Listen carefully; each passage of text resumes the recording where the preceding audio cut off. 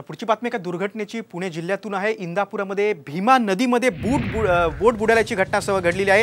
यात 5 जण बुडाल्याची प्राथमिक माहिती समोर येते। पुणे जिल्ह्यातील इंदापूरमध्ये 5 जण बुडाल्याची प्राथमिक माहिती आहे। भीमा नदीमध्ये बोट बुडाल्याची दुर्घटना आहे। यापैकी एकाने पोहत जाऊन आपला जीव वाचवलाय। आपण अधिक माहिती घेऊया, आमचे प्रतिनिधी मंगेश कसरे आपल्या सोबत आहेत। मंगेश, 5 जण होते, यांच्याबाबत काय माहिती आहे का?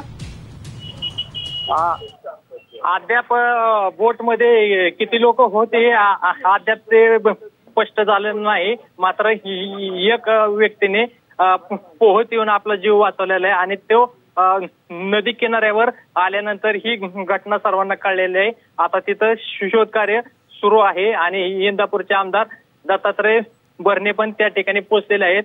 आता युद्ध पातळीवर शोध कार्य सुरू आहे।